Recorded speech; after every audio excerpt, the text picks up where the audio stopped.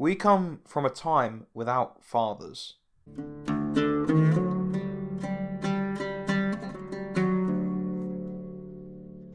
This will probably be one of the most important videos I ever make, because most of us fit into one of two categories.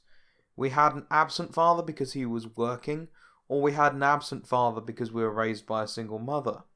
The trouble is that the father is absolutely necessary to the running of a family, so we need to be extra attentive to figure out how to be fathers, because we did not have the experience there as children, as a large majority of the current society, by virtue of how things have gone since the sexual revolution. We, and by this I mean you and I, like you behind that screen, you need to be the best father you can. You need to be the most virtuous father that you can, not only for your own benefit, but for the benefit of society. Because if we have any more generations of weaklings and fathers who are not present, then the society will just continue to decline until it's nothing.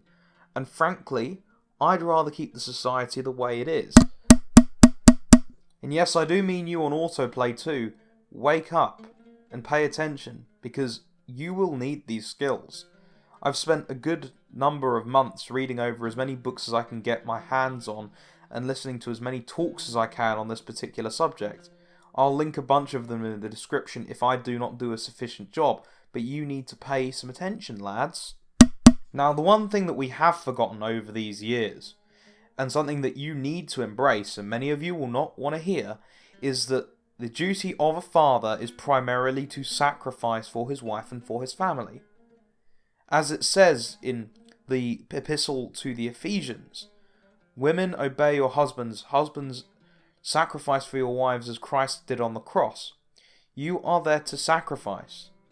You are there to lay down your time, to lay down your blood, sweat and tears, to keep those children and your wife alive, protected and happy. And what will happen if you don't?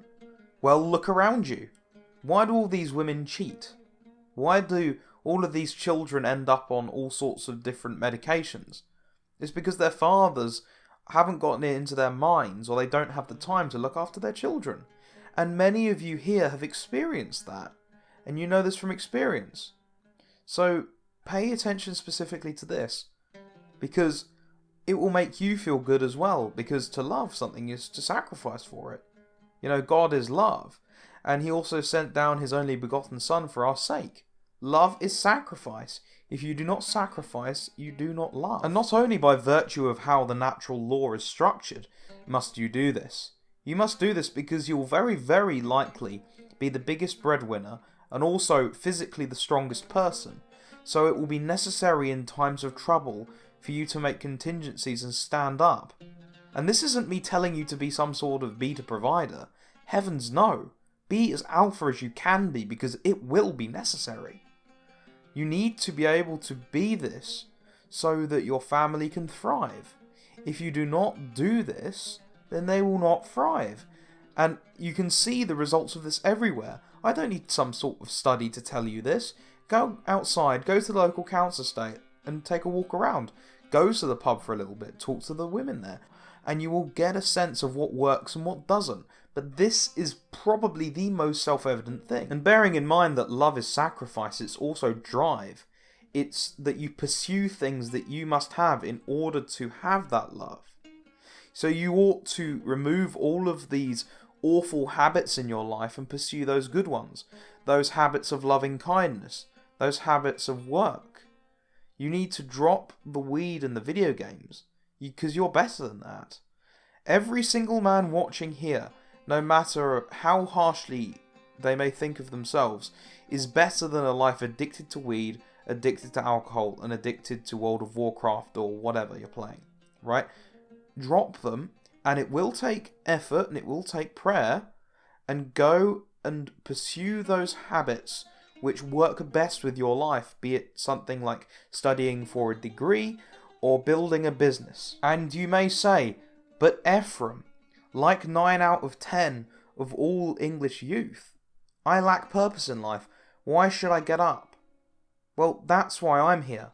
I'm here as one means of acquiring a reason to live, for I can tell you that I certainly do. And if you pursue that meaning, then you will no longer be lost. The reason that these people are lost is because there is no self-evident purpose, because our society is degenerating and forgot what built it. And the thing that built it was Christianity, hard work, and Greek philosophy. One of those things that men have forgotten because of this lack of meaning is that they have to live on this planet for a finite amount of time. They've forgotten that they need to plan their life out. They have no idea what they're going to do in terms of any sort of direction, and therefore they don't know how to financially plan, and particularly, they do not know how to deal with every eventuality. And one of those things that I've dealt with over the last few years is the fact that I should be able to feed my family regardless of the situation when it comes to jobs. Because if somebody pulls a job out from under me, then what will I do? So at the very least, every man should have a level of financial skill. They should teach themselves the basics of accounting, of saving money up, and of dealing with money. Because it is, in a very literal sense, the means of life in our current society. And many of you will want to start your own businesses and have side hustles so that you can have money coming in just in case you do leave that job or you get kicked out, just so you can keep the bread on the table. In fact, I'm going to try and have a couple of financial experts on for a Q&A if anybody wants some clarification on this particular thing. And finally, and probably most difficultly, you have to acknowledge that you have feelings. Many of us shut out our feelings. And to acknowledge your feelings doesn't mean to become some sort of soy creature. You have to acknowledge that you have feelings, and that when you've acknowledged those feelings, you have to keep them always subordinated to your rational intellect. You have to always keep them under control, or at least endeavour to. You need to grow in this, because if you do some rash emotional thing, then often you will not recover from that mistake. And when you have other people reliant on you, you cannot afford to do that. So hence, control your emotions as well. And the first step on that is to acknowledge your feelings and express them. At least the positive ones. So those are some of the basics. Some of them I haven't mentioned because they're better expressed in other videos that are either coming or on the channel. But feel free to contribute on this one because there's so much that I can learn from you that I don't know, and hopefully you've learnt from this. So I'd like to thank you very much for watching. I'll see you later, and goodbye. A very big thank you to those on the list here. These are subscribers to the Renaissance Man program who get audiobooks and controversial videos every week for $5 a month. There's already quite a lot of content there, so if you check it out in the description, you won't be missing out. Thank you.